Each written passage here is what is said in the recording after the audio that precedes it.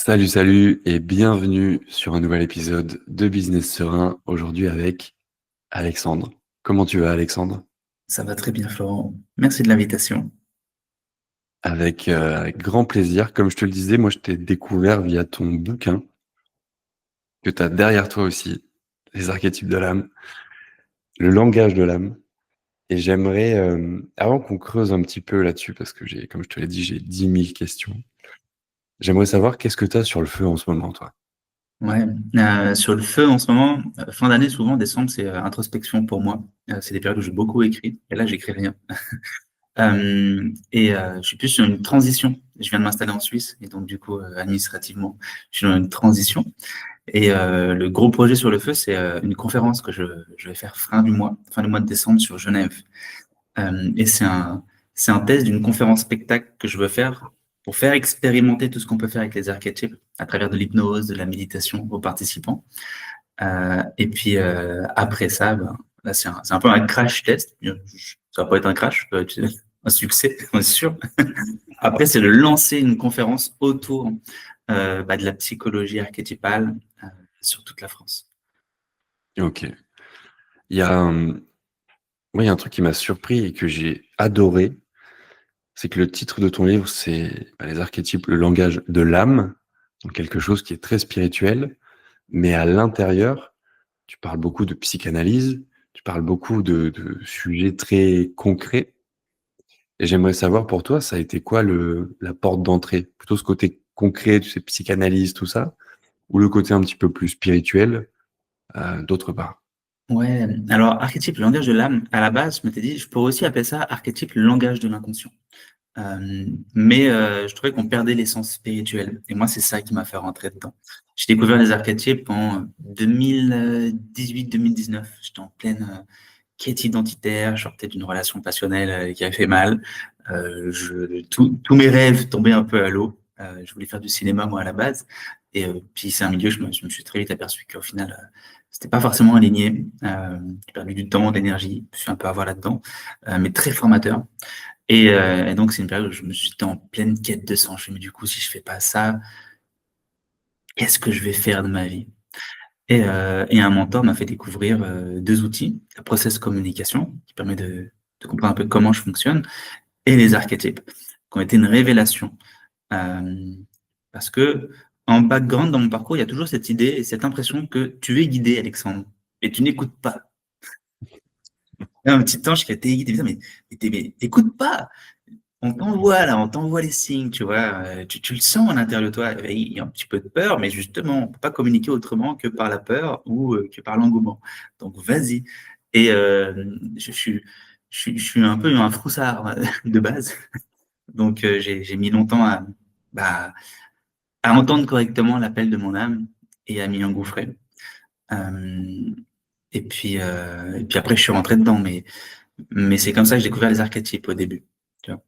En pleine quête de moi-même et ça m'a permis de comprendre, mais waouh, pourquoi j'attirais toujours les mêmes relations un peu qui finissaient mal en amour, pourquoi j'ai tendance à débuter un projet et puis arrêter avant que ça se finisse. J'ai compris l'origine de ce que moi j'étais devenu et l'origine de tout ce que je faisais. Et ça m'a passionné. Et puis après, j'ai voulu creuser le sujet et puis je me suis aperçu que sur la francophonie, il n'y avait pas grand monde qui parlait des archétypes de Jung. Je me suis aperçu que Jung avait même pas très bonne presse auprès des facs de psycho, parce qu'à la base, moi, je me questionnais pour faire un master en psycho, mais je voulais vraiment creuser Jung. Et puis, en fait, je me rappelle, la première fois que j'ai parlé à des potes qui étaient en psycho, ah, mais Jung, c'est un peu le bolos de la psychologie. Et en fait, ça m'a choqué. Je fais, c'est le bolos de la psychologie. Moi, je venais de prendre énormément de confiance en moi grâce à lui, ses travaux, conscientiser que je tombais amoureux du masque des femmes qui m'attiraient, mais je ne savais pas qui elles étaient. J'avais une part d'ombre, il y avait cette notion d'inconscient collectif, et je me disais, mais c'est dingue, et vous n'étudiez pas ça. Et du coup, j'ai pas fait ce master en psycho, parce que j'ai eu cette impression qu'il était pas bien perçu, et je me suis allé sur le marché US pour apprendre, me former auprès de tout ça. Ouais, donc ça a été un long cheminement, d'après ce que Oui, j'en comprends. oui. Et Et c'est marrant parce que t'as posté il y a quelques jours, dans le mois dernier, il me semble, un post qui disait j'ai mis 10 ans à trouver ma voie. Je rebondis là-dessus parce que tout à l'heure, tu as parlé du fait qu'il y a des signes des fois. Il y a des signes qu'on veut pas entendre, tu vois, et ça me parle beaucoup. Est-ce que ça a été, toi, du jour au lendemain, tu t'es dit, eh, vas-y, faut que je me mette un coup de pied au cul et que je commence vraiment à écouter ces signes? Ou est-ce que ça a été une petite victoire à un moment, une petite réalisation, puis une autre, puis c'est monté comme ça? Ça a été une expérience. C'était pas une petite victoire, mais c'était de cet ordre-là. En 2017, j'ai fait un parcours spirituel et j'ai connecté au soi d'un point de vue psychologique et d'un point de vue spirituel. J'ai fait l'expérience de Dieu, du je suis.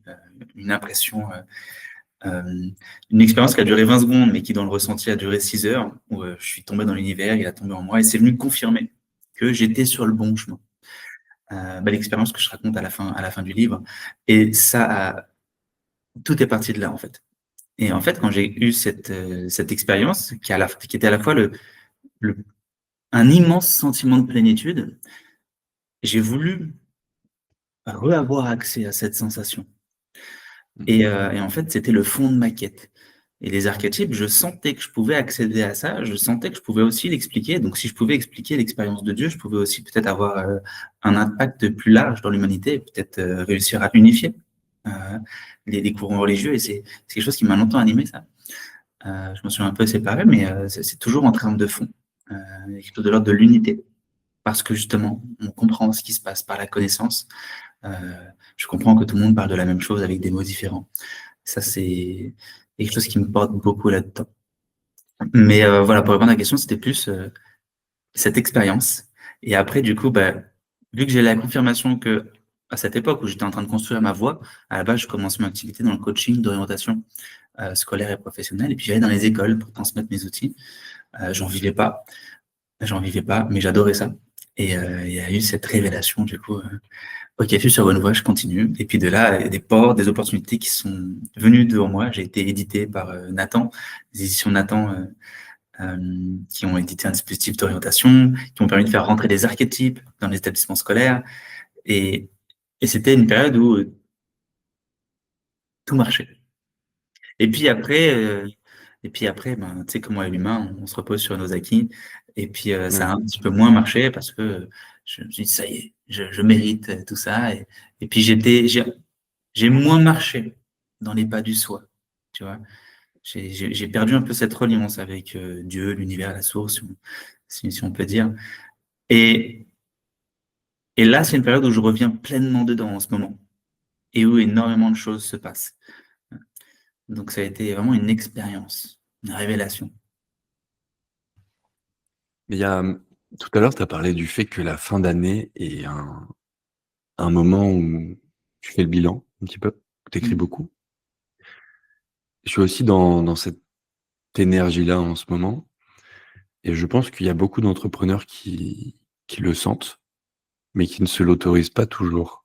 Parce que, tu vois, il faut faire les chiffres qu'on s'est fixés, il faut atteindre les objectifs, il faut encore mettre un petit coup avant l'année prochaine. Est-ce que, toi, maintenant, c'est quelque chose que tu t'autorises facilement? Tu vois, ce bilan, cette introspection, ou c'est quelque chose que tu t'autorisais pas avant et qui est venu ensuite? Mon parcours, il est jonché de périodes justement où mort et renaissance. Tu vois, tout à l'heure tu m'as dit que tu avais l'archétype du magicien et l'archétype du magicien, souvent c'est ça, c'est beaucoup mort et renaissance pour prétendre à cette nouvelle version, à ce nouveau projet qui m'appelle, que je sois la personne, que je devienne cette personne capable de répondre à tout ça. Et donc mon parcours, il est jonché de ça. Mes programmes ont évolué avec ma propre évolution. Et, euh, et en fait, chaque fois que ça se présente, je sais que si je ne réponds pas à ce temps d'introspection, à ce moment de se poser, ça va casser après. Et je vais frôler le burn-out, comme beaucoup d'entrepreneurs, je l'ai frôlé plusieurs fois. Je pense même que je suis rentré dedans plusieurs fois aussi. Euh, Parce que justement, ok, je sens que ça va pas, je sens qu'il y a un appel à changer quelque chose, et à la fois, putain, je sais que je dois faire ça, ça, ça. Mais du coup, le problème, c'est que ça part pas de la bonne énergie, et ça marche pas. Ça marche pas. Donc là, je me l'autorise à chaque fois, et encore plus maintenant. Parce que c'est une grosse période de transition pour moi là, donc je peux pas ne pas y répondre. Sinon, je sais que je vais pas survivre. Ouais, il y a une dette énergétique qui va devoir être payée dans la suite. C'est exactement ça. Soit je vais craquer, soit. Et en fait, c'est en acceptant ça que moi aussi, par ces épreuves, par ce besoin de prendre du temps, de freiner, ça raffine ce que je suis, ça raffine ce que je propose. Tu vois, donc, moi, je transmets le coaching archétypal, et puis il y a toute une dimension thérapeutique que je voulais offrir aussi. Moi, depuis 2017, je cherche le chemin pour faire cette expérience du soi, cette expérience de Dieu, sentir ça. Mais le jour où je pourrais faire vivre ça à tout le monde, ça va être dingue. Et je le connais de manière théorique, le chemin. Mais de manière pratique, c'est plus compliqué de le faire vivre, parce que ça demande moi, de la façon dont j'expérimentais, ça demande d'être en groupe. Il n'y a pas de protocole clair. Et vivre ça, ça m'a permis moi-même là, en ce moment, je me fais accompagner dans un processus de libération avec le breathwork notamment. Et, euh, et ça m'a permis de trouver cette trame que je cherchais d'un point de vue plus thérapeutique pour aller réaliser cette expérience-là. Donc, et ça, je n'aurais pas pu le faire si je ne m'étais pas donné le temps. Là, si j'avais pas pris un thérapeute, là, il y a quelques semaines, tu vois, j'aurais pas eu la clarté que j'ai maintenant sur waouh, c'est ça la suite. Il y a, c'est hyper intéressant parce il y a ce côté introspection dont tu parles, être capable de s'écouter, de prendre le temps. Mais tu parles aussi des choses que tu mets en place, que tu crées, que tu partages. Et j'ai l'impression que, surtout dans la spiritualité, surtout quand on est connecté aux énergies et à son énergie, il peut y avoir le piège du toujours travailler sur soi, tu vas toujours vouloir aller guérir, toujours vouloir monter, on va dire, en fréquence et ne rien faire, tu vois, ne rien proposer, ne pas Mm. passer à l'action. Est-ce que, est-ce que toi, c'est quelque chose, comment tu navigues à travers ça? Ou comment t'aides les gens à naviguer? Tu vas sortir OK, là, en fait, t'as pris ce temps pour toi, mais maintenant, c'est le moment de sortir, de voir le monde, de parler au monde. Ouais, bah déjà, tout ce qui est fréquence, moi, c'est quelque chose qui m'a jamais vraiment parlé. Même si je travaille avec niveau de conscience et ce genre d'outils où on parle beaucoup de fréquences, euh, moi, c'est quelque chose que j'ai jamais pris en compte. Parce que je trouve toujours trouvé que les personnes qui parlaient de fréquences, c'était assez éthérique ce qu'ils partageaient. Et bien que je suis pas fermé à cette idée, mais tu vois, il y avait cette ouais, t'as pas les bonnes fréquences, ça marche pas pour ça, ou alors t'as niqué ta relation parce que voilà, t'as une fréquence élevée. Dernièrement, mais c'était une personne qui avait dit à ma compagne que on n'avait pas les mêmes fréquences. Puis du coup, ça remettait en question notre relation. Je fais, mais non, mais c'est quoi ces conneries, tu vois? C'est enfin, hallucinant que des personnes se permettent de dire que t'as pas les bonnes fréquences. Donc déjà, toute cette partie un peu spirituelle autour des vibrations, oui, je suis pas fermé, mais en soi, à quoi ça sert? À quoi ça sert? Et pour moi, c'est important de différencier la spiritualité qui est éthérique, où je suis un peu dans la masturbation intellectuelle, OK, j'ai fait un grand voyage, j'ai connecté avec Gautama au sommet de l'Himalaya. Bon, OK, et après, du coup, qu'est-ce qui se passe? Ben là, en fait, je suis au RSA parce que OK, bon, bah, est-ce que c'est vraiment ça, l'éveil? Je critique pas le fait que tu sois dépendant de l'État ou d'un truc comme ça. Mais est-ce que c'est vraiment ça, être réveillé? Juste avoir des discussions un peu éthériques et métaphoriques et prétendre être quelqu'un d'éveillé, tu vois? Est-ce que ça aide vraiment les gens?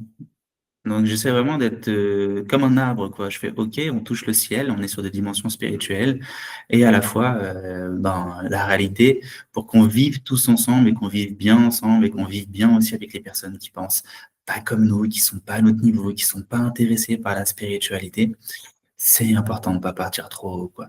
Euh, ok, tu te sens être connecté à quelque chose de multidimensionnel, c'est génial, ça t'apporte, ça t'élève, trop bien. Mais comment t'es au quotidien avec ton couple, avec tes enfants, avec tes amis, avec les gens de la vraie vie. Et je fais ça parce que moi, j'ai touché aussi le versant négatif de tout ça. Quand je suis rentré dans cette quête, donc t'as l'archétype du statu quo, qui est le commun des mortels, qui est monsieur, madame, tout le monde, dans le fond. Et étant dans le magicien, et je vois, j'ai beaucoup de clients qui aussi ont très peu de statu quo, euh, alors que c'est sur ça que repose notre société. Et ben, à un moment, ça manque. Là, j'ai refoulé, moi, j'ai perdu tous mes groupes de potes au même moment, parce que je suis rentré dans cette quête spirituelle, et puis j'étais pas nourri intellectuellement, j'étais pas nourri spirituellement, comme je le cherchais. Et au bout de quelques années, ben, en fait, j'ai réalisé juste que j'étais comme un ermite. Euh, J'étais plein de connaissances, c'est génial. J'ai mis de la blessure sur ce non-savoir que je n'avais pas avant, mais j'avais personne avec qui partager ma vie. Et aujourd'hui, ben, moi, j'ai à cœur de faire prendre conscience de ça. Ok, c'est cool, il y a cet appel, mais au-delà de ça, il y a peut-être des personnes qui sont importantes pour toi dans ta vie et qui vont pas comprendre ce que tu fais et qui risquent de te tourner le dos. C'est ok si tu es ok avec ça, mais en fait, t'es pas obligé d'en arriver là, tu vois. Et moi, cette dimension spirituelle, mes parents, ma famille sont pas trop là-dedans. Mais ça nous empêche pas de communiquer, tu vois. Donc c'est important de rester terre à terre, quoi. Je sais pas si tu as répondu à ta question. Si, ça, ça répond très bien à la question. Il n'y a pas, y a pas de bonne ou mauvaise réponse, mais j'aime beaucoup la manière dont tu l'as amené et j'en profite pour rebondir sur ce que tu as dit sur le statu quo. Moi, c'est, je pense, un des trucs qui m'a le plus aidé dans ton bouquin. C'est le moment où tu dis, c'est bien beau d'avoir vos archétypes. Alors moi, autant te dire, quand j'ai eu le magicien, le créateur et le sage, mon ego, il a pété. Mais à un moment, tu dis, allez aussi jeter un œil du côté du plus faible, entre guillemets, celui qui est le moins présent. Et moi, c'était celui du comique, du lâcher prise, de, ouais, en fait, tout ça, c'est qu'un jeu. Et on est là pour rigoler, on est là pour passer un bon moment, pour prendre du fun. Et c'est hyper intéressant parce que quand on est dans ce côté, ok, apprendre à se connaître, il y a aussi des choses qu'on veut pas voir toujours. Où il y a des choses qui toquent, mais qu'on n'a pas envie encore de laisser rentrer. Est-ce que c'est dans les entrepreneurs que tu peux croiser, accompagner, c'est quoi ce que tu dirais qui est qui toque, mais qu'ils ont du mal à laisser rentrer? Le statu quo. Statu quo. Parce que, en fait, étant dans la niche coaching, accompagnement, moi, les thérapeutes encore long, mais tous les coachings où je suis là pour t'offrir une transformation, etc., te dépasser, ben, le statu quo, c'est pas tant le dépassement, c'est le commun, c'est la stabilité. Et donc, souvent, ça rentre en clash. Euh, mais en fait, ce qui est important, c'est, OK, la transformation, mais après, il faut l'insérer dans un statu quo, dans une routine de vie. Sinon, c'est juste un momentum, puis après, il ne se passe plus rien, quoi. La personne est galvanisée, mais y a pas de, ça ne s'insère pas dans quelque chose de stable et régulier, parce qu'on en revient à la routine. Notre maison, à moins d'être nomade, on est tous dans le statu quo. Et en fait, c'est pour ça que les résultats quand tu fais ton évaluation sur ces archétypes, c'est un cercle. Et en fait, tu évalues les 12. Parce que tu as les 12 en toi, et ceux qui sont très peu activés, dans le fond, ben, c'est peut-être eux qui te manquent. Moi aussi, mon comique, c'était celui-là qui n'était pas activé, comique statu quo. Et en fait, ben, je m'apercevais, toutes les personnes chez qui j'achetais les programmes, ils avaient le comique. Et en fait, je venais activer une part de moi que je malmenais. Donc, c'est ça, c'est ça qui est intéressant. Prendre conscience que derrière cette phrase, je crois que je l'ai pas mis dans le livre, mais je la dis beaucoup, c'est derrière ce que tu caches, se cache le cache. C'est ma compagne Laura qui a dit ça. Je me dis, mais c'est génial, c'est incroyable cette révélation. Derrière ce que je cache, se cache le cache. Mais du coup, derrière les archétypes qui sont peu activés chez moi, bah, se cache aussi des opportunités, mais se cache aussi la plénitude euh, que je cherche. Je suis un être qui a besoin d'équilibre et j'ai besoin de nourrir ces 12 parts de moi. Et quand je les nourris, alors je suis bien. Tu vois, tu as ton sage, ton magicien, ton créateur. Ça, c'est vraiment l'histoire que toi, tu vis. Et ça te donne du sens quand tu vis celle-ci. Ça te donne même des opportunités quand tu la vis, parce qu'on voit ça chez toi et puis ça va attirer les bonnes personnes. Sauf que si tu malmènes la part du comique, par exemple, à un moment, tu risques de perdre de la saveur là-dedans. Tu vois, Euh, est-ce que ça souffle vraiment sur mon feu? Est-ce que ça me donne de l'énergie? Ça me donne de la joie? J'ai peut-être oublié ça. Et dans le statu quo, j'en vois aussi beaucoup en fait, qui se sentent très seuls. Et je trouve que c'est un peu le mal de notre époque où on parle d'innovation, tout le monde est là pour s'accomplir, être vu, reconnu. Mais du coup, vu, reconnu, c'est aussi se différencier des autres. Et le statu quo, c'est s'insérer dans quelque chose de collectif. Et donc, on se montre et à la fois on est extrêmement seul. Tu vois. Ouais, complètement. Et c'est une question qui m'est venue tout à l'heure, le fait de, quand tu es entrepreneur, que tu veux avoir plus d'argent, de liberté, peu importe la forme que prend cette liberté. Tu as ce côté aller plus haut, mais aussi lâcher, tu vois, certaines choses qui restent derrière, ou dans ta perception. Tu te dis, bah, je vais devoir sacrifier certaines choses. Et moi, il y a c'est trop cool qu'on parle du statu quo parce que il y a ce côté dans l'entrepreneuriat où je trouve beaucoup de gens ont tendance à dire, en fait, j'ai perdu mes amis parce qu'on se reconnaissait plus, parce que, en fait, ils sont restés derrière ou ils sont restés en bas. Et moi, j'ai évolué. Tu vois ce que je veux dire?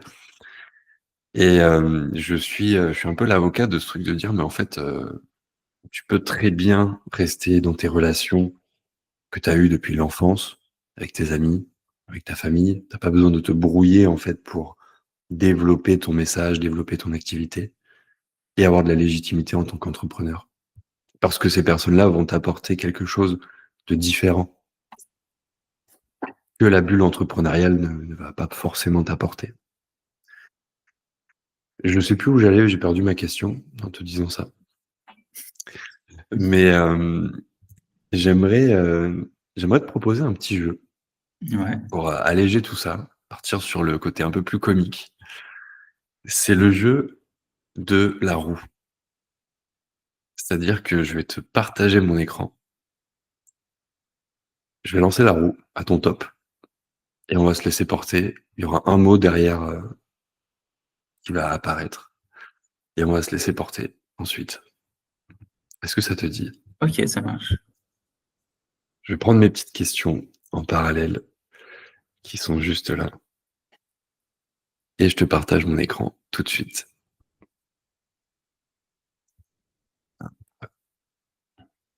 Je te laisse me confirmer que tu vois bien mon écran Ouais, c'est bon. avec la multitude de pubs qui apparaissent. Ok. Eh ben, let's go. Je te laisse me donner un nombre entre 1 et 5. 5. 2, ok, et à ton top, on lance la roue. Top. Est-ce que tu as le petit bruit avec? Non, j'ai pas le voyage. Non? Ok. Le renoncement. Ok, c'est la première fois, je suis content. C'est la première fois qu'on va tomber sur le renoncement. Et la question associée, c'est à quoi est-ce que tu as dû dire non, même si ça faisait mal, pour rester aligné avec toi-même? Eh ben, à moi.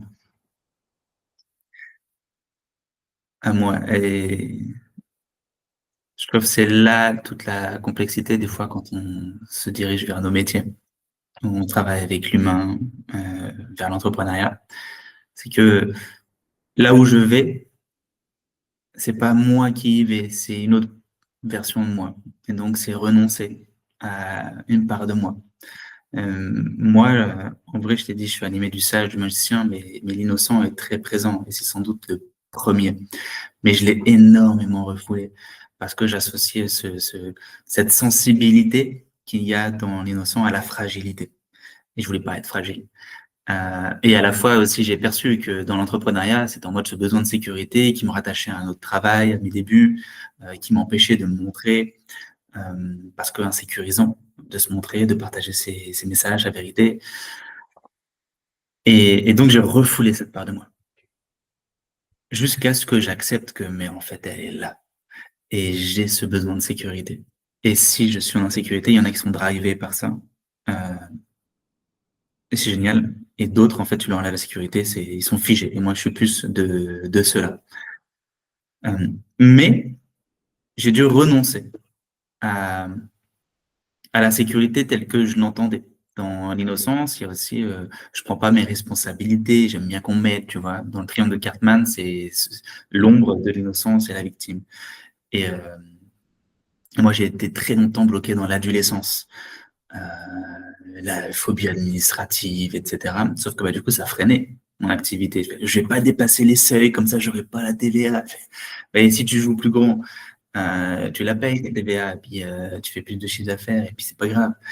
Euh, mais tu vois, c'est de cet ordre-là. Mm. Ouais, mais ils vont m'envoyer un papier, ils vont me dire, ah, non, surtout pas.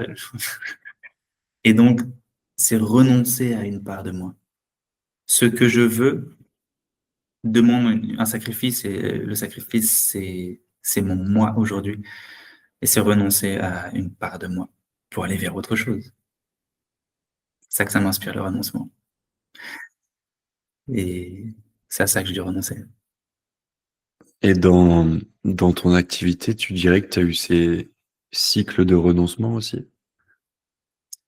Bah, tout le temps, hein, c'est tout le temps mort et renaissance, tu vois. Par exemple, en ce moment, qui est une période challengeante pour moi, parce que arrivant en Suisse, le train de vie fait fois 2,5. Je dis, waouh, mais c'est donc pareil, ça demande d'ancrer à une nouvelle norme financière. Moi, j'ai été éduqué où l'argent est important et associé à sécurité, justement, innocent, associé vraiment. Ok, moi j'ai tendance à être, je sais pas quel animal fait ça, un écureuil, tu vois. Je mets tout ce que je gagne de côté, je fais monter le pactole et c'est jamais assez en fait. C'est jamais assez. Puis plus ça grossit, bah, plus tu mets de côté et puis après, tu te souviens même pas où tu as mis tes économies, tu vois. Mais tu te sens safe.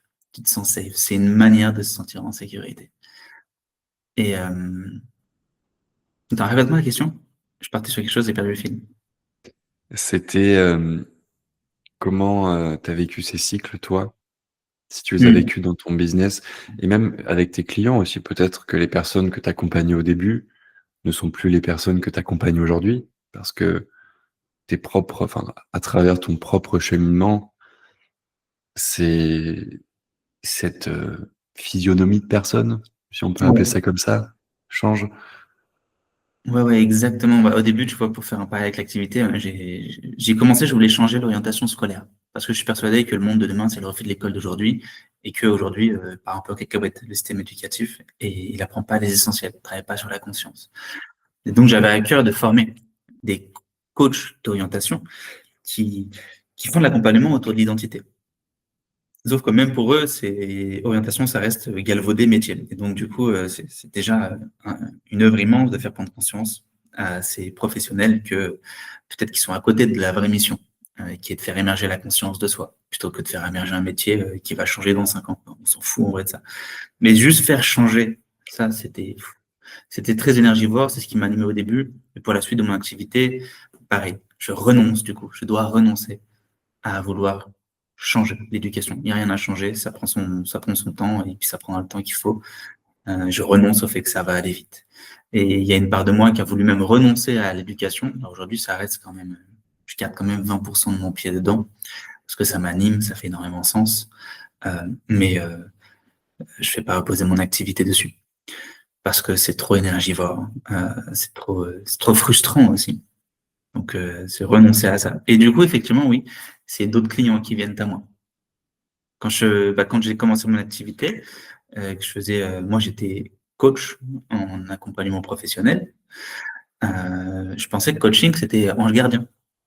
Et donc, du coup, je vais t'aider, je vais te prendre par la main au service. Mais du coup, j'accompagnais des personnes qui attendaient justement que je les prenne par la main et que je leur serve une solution toute faite. Alors que dans le sage et dans le magicien, moi, ce qui m'anime, c'est d'avoir des personnes qui ont envie de comprendre, envie d'acquérir les outils que je transmets. Et puis après, le magicien, bah, on les utilise ensemble. Mais déjà dans la transmission, que juste, OK, je te prends par la main et on y va. Ça fait partie. Mais c'est pas la majorité de ce qui m'anime. Déjà, je te transmets, on fait la transformation et puis après, on voit comment on implémente. Donc oui, ça attire des clients qui sont aussi plus qualifiés, qui viennent activer leur propre magicien ou nourrir leur propre sage. Et des personnes qui sont déjà en mouvement aussi, peut-être. Oui, ouais. Qui, il y a, il y a un truc qui me vient, c'est que, et je pense que ça va parler à nos auditeurs, nos auditrices, c'est le côté quand tu renonces à une part de toi, tu as l'impression de trahir certaines personnes aussi. L'impression de... En fait, c'est juste... Ouais, je pense que c'est juste quand tu veux évoluer, tu as l'impression de laisser derrière toi la sécurité que la perception des gens t'apportait. Ouais. C'est un truc que tu as eu, ça aussi? Euh, L'avoir l'impression de trahir, tu vois, en disant non à une partie de toi qui t'avait servi jusqu'à maintenant, mais qui n'était plus celle que tu étais amené à incarner ou à devenir. j'ai jamais eu l'impression de trahir euh, qui que ce soit. Euh, de me trahir moi-même, oui, en n'honorant pas l'idéal que j'avais de moi-même, ça oui, je me trahis moi-même. Mais trahir les autres, non, ça fait vraiment pas partie de moi. Par contre, euh, il y a eu des incompréhensions, tu vois. Par exemple, j'ai évolué mon meilleur pote, on a beaucoup changé, on n'a pas la même direction. Moi, quand je suis rentré dans l'entrepreneuriat, lui, ça lui parlait pas forcément. Euh, je kiffe toujours, tu vois, c'est mon frère d'armes. Et à la fois, la communication, elle a changé, elle est plus pareille. Mais parce que j'ai évolué, je suis rentré dans l'histoire du sage, du magicien, celle que je n'avais pas avant. Pareil, si je prends un autre outil comme la ProcessCom, dedans, on comprend qu'on phase, on a des phases. Et quand on phase justement avec nous-mêmes, on a d'autres besoins psychologiques, d'autres façons de communiquer. Et moi, j'ai compris ce qui s'était passé, mais j'ai jamais vraiment réussi à transmettre cet outil à mes amis proches qui eux aussi ont constaté que tiens, c'est bizarre, j'ai l'impression qu'on s'est éloigné. Et en fait, c'est pas effectivement oui, on s'est éloigné. Ça veut pas dire que je te porte moins dans mon cœur. C'est plus compliqué d'échanger sur certains sujets. On vibre moins sur la même chose. Euh, mais c'est pas une trahison, c'est un changement de parcours. Donc, au début, j'aurais pu avoir l'impression de trahir, mais pour moi, il y a jamais, j'ai jamais trahi un pote. Mais ça pourrait être perçu comme ça, tu vois, je peux le comprendre. Tiens, on a changé notre relation l'un et l'autre. Sinon, on a évolué. Si tu as besoin, je suis toujours là. C'est juste, effectivement, on est sur des parcours complètement différents. Tu sais, c'est un peu dans le livre, je parle de cette légende personnelle. Mm. Quand on active ce mode légende personnelle, et en plus quand on phase dans certaines parties de nous, euh, l'amitié devient secondaire et l'œuvre devient prioritaire. Et ça, c'est pas compréhensible par tout le monde. Et des amis peuvent avoir du mal avec ça ou ne pas comprendre. Et c'est pas grave. Parce que dans mon mode légende personnelle, c'est vrai que j'ai pas le temps d'expliquer. J'adorerais t'expliquer. J'adorerais te partager ces outils qui, moi, permettent de comprendre ce qui s'est passé entre nous. Et pourquoi on, on vibre peut-être différemment aujourd'hui, moins ensemble. Parce que ces outils-là pourraient nous rapprocher. Mais encore faut-il que la personne soit intéressée. Tu, encore faut-il que la personne soit intéressée. Très juste. Est-ce que, tout à l'heure en off, tu me parlais rapidement de ta chérie. Tu m'as parlé du fait que vous aviez des archétypes en commun. Mm, Est-ce que que ce soit parce qu'elle aussi, elle fait du business. mm. Est-ce que dans votre manière de créer, du coup, tu dirais, ça vous a rapproché ou ça a pu créer des frictions pour les gens qui voudraient s'intéresser peut-être à l'archétype de leur propre conjoint ou conjointe? Ah, ça nous a rapprochés comme jamais. Moi, j'ai jamais eu une relation aussi saine. Parce que les autres relations étaient très. Je voyais les jeux chez la personne. Donc je Mm. voyais où ça mismatchait. Mais la personne n'est pas forcément réceptive. à ça. Et là, ça a aussi accaparé l'outil. Et en fait, derrière, ce qui se cache derrière chaque archétype, c'est des besoins. Donc, c'est comment je respecte ton besoin, comment je l'honore. Moi, dans le sage, j'ai besoin de rationaliser, beaucoup d'expliquer, et beaucoup plus émotionnel. Elle est créatrice, magicienne, mais elle a aussi un tempérament beaucoup plus émotionnel. Et, euh, et donc, me partageant un état d'âme, moi, j'avais tendance à rationaliser. Ouais, mais j'ai pas besoin que tu l'expliques, j'ai juste besoin, je suis en train de me déposer, j'ai juste besoin que ce soit reçu. Je fais, ah, waouh, ok. Et aussi, ça lui a permis de comprendre cette tendance que je pouvais avoir à rationaliser. On pourrait se dire, ah, mais on n'est pas compatible, du coup, tu ne comprends pas. Mais non, en fait, pour moi, tout le monde est compatible et tout le monde, c'est juste, c'est un effort. Ça demande un effort.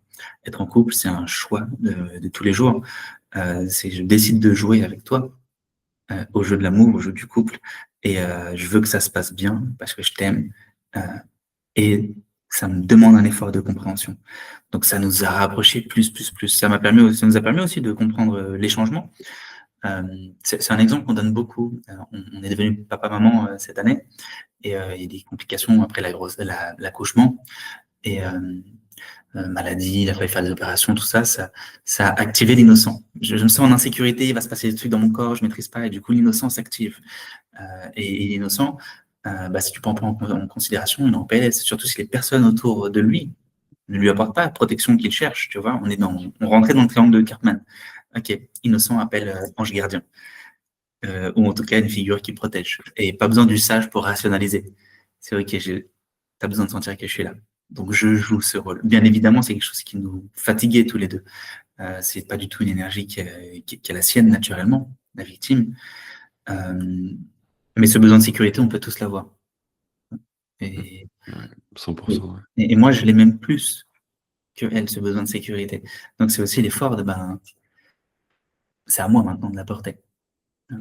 Donc ça vient conscientiser notre besoin, ça vient conscientiser ce qui nous dynamise, ce qui nous met en énergie aussi. Et puis au-delà de ça, tu as l'archétype familial. Là, on est sur une dynamique, nous, on est ensemble, on est tous les entrepreneurs, on raisonne en termes de dynastie. On est là pour créer une dynastie. C'est pas juste chacun fait son truc, c'est on fait ensemble, on s'élève ensemble.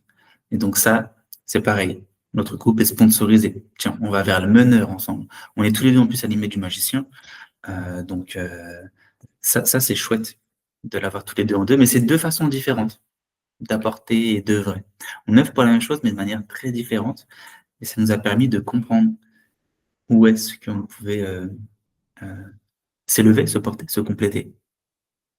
Et même en tant que parent, tu vois, en fait, on fait des cycles archétypaux aussi.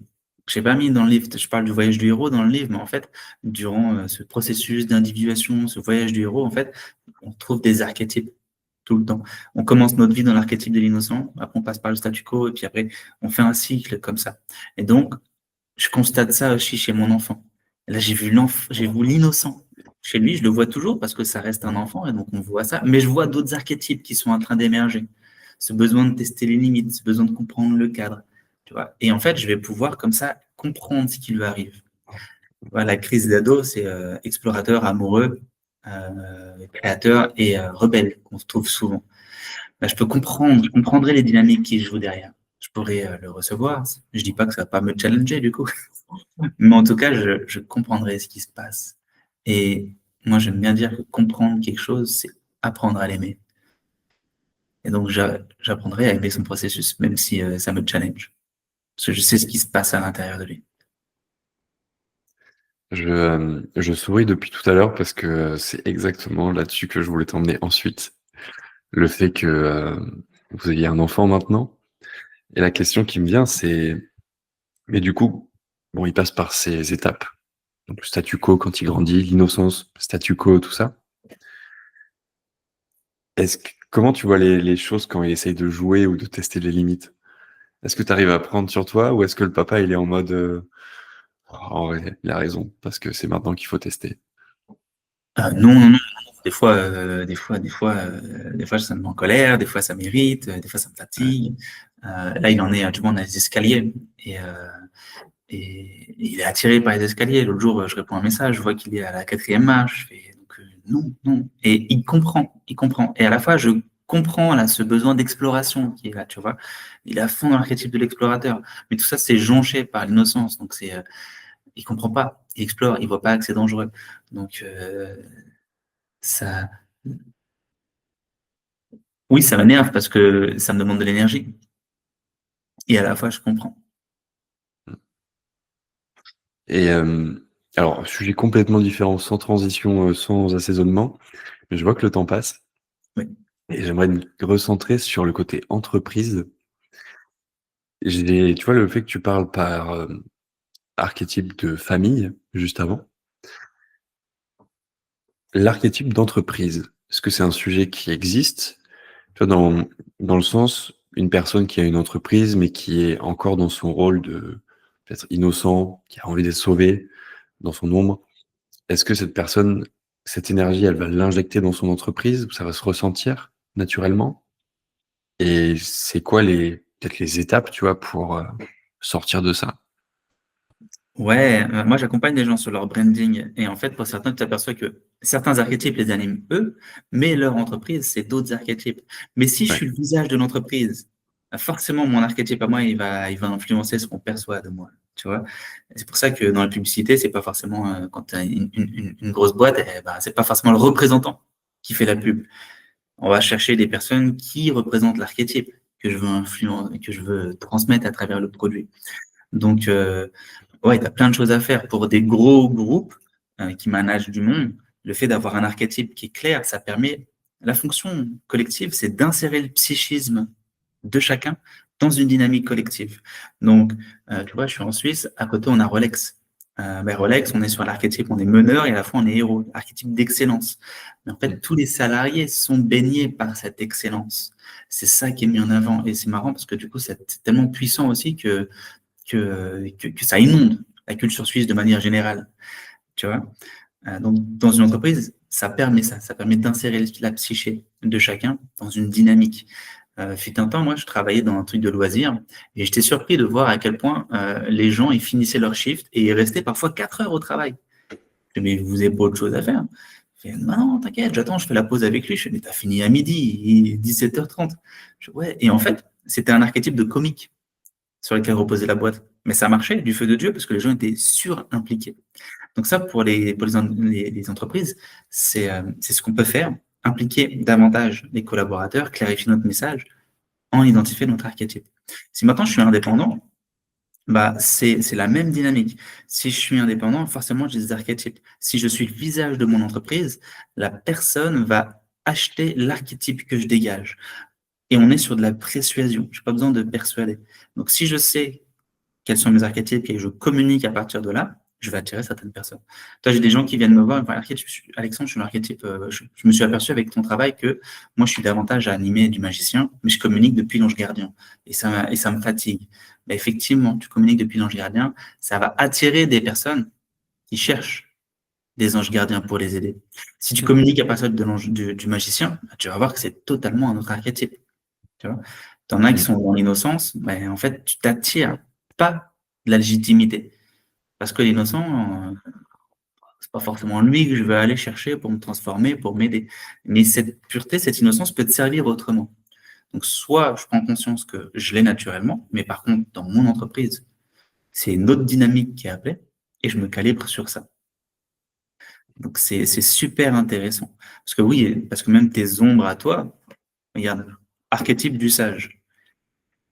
Et ben du coup, moi, très longtemps, j'ai tourné autour d'un pseudo-perfectionnisme pour ne pas y aller, pour ne pas me montrer. Et en fait, dans l'ombre du sage, il y a ça. Attends, je maîtrise pas assez pour me lancer, pour proposer ce que j'ai à proposer. J'ai besoin de plus de connaissances. Mais en fait, c'est, c'est une ombre qui juste me fait procrastiner. Et peut-être que là, j'aurais besoin d'activer mon meneur, mon héros pour passer à l'action dans la perfection.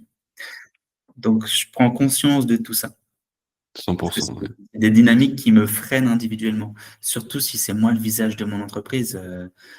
Là, le mieux, c'est quand même de baser son branding sur soi. Mais du coup, d'être extrêmement clair parce que, OK, je veux que les gens voient que je suis magicien. Mais euh, si tu vibres le rebelle, tu vibres l'innocent, tu vibres un autre archétype, ça va pas être, on va pas avoir le magnétisme que tu cherches vraiment. On va sentir qu'effectivement, tu partages cette posture de magicien, mais en fait, tout ça, c'est englobé par toi ce que tu es, et il y a une sorte de dissonance. Mmh. Donc viens, on la met en lumière, et puis on fait le job sur soi. J'aurais encore 1000 questions à te poser, mais je pense qu'on peut boucler là-dessus. Et d'ailleurs, si on veut justement faire ce travail, où est-ce qu'on peut te retrouver toi aujourd'hui? Tu as parlé de l'initiation, enfin, de l'événement. Ouais, L'initiation est déjà lancée. là, j'ai fait une initiation de 3 jours pour entendre et répondre à l'appel de son âme à travers les archétypes. C'est quelque chose qui était gratuit. Là, on est sur la fin, mais du coup, c'est un fichier Drive. J'envoie le Drive et dedans, il y a 4 audios qui te guident, et puis tu as un support. Il suffit de m'envoyer un message sur mes réseaux, puis je te l'enverrai. Sinon, j'ai mon site internet, alexandrebae.com, et dessus, vous pouvez aussi faire votre test. J'ai mis un test qui va mettre en évidence ton archétype dominant. Alors, dans le livre que tu as lu, on évalue les 12, parce que c'est ça qui est vraiment important dans le fond, hein, c'est d'aller nourrir ces 12-là et voir cette dynamique intérieure. Mais ce test-là, il est calibré pour des entrepreneurs, justement. Et c'est quel archétype domine dans moi, mon activité. Et après, on peut travailler à partir de là. Puis après, les personnes peuvent booker un audit aussi qui est offert. Et puis, on échange sur, tiens, cet archétype, qu'est-ce qu'il dit de moi, comment ça s'honore au quotidien, comment je fais pour être davantage magnétique, en le jouant davantage, tout simplement. Quelle ombre aussi, quelle ombre peut s'activer et peut me freiner. Donc voilà, on peut se retrouver sur mes réseaux, alexandrebae.com. Là, ce qui est intéressant, c'est que vous avez le test. Et puis, vous pouvez déjà cheminer et découvrir ces 12 archétypes. Je mettrai tous les liens en description pour toi Et puis, qui nous écoute. j'ai fait une chaîne YouTube aussi que sur les archétypes. Et dedans, j'ai mis des masterclass sur, tiens, archétype branding, le coaching archétypal, qui donne déjà plein d'informations et des protocoles concrets. Donc, faites un tour dessus. Il y a pas mal de ressources, mais effectivement, j'ai trouvé le test, moi, hyper bien, comme premier pied à l'étrier. Je le mettrai en description. Trop bien. Je te remercie pour tout ce Merci que à tu es toi. venu partager ce matin. Avec Et, plaisir. et à toi qui nous écoutes, je te dis à la semaine prochaine pour un nouvel épisode. Ciao, ciao. Ciao, Alexandre. Ciao.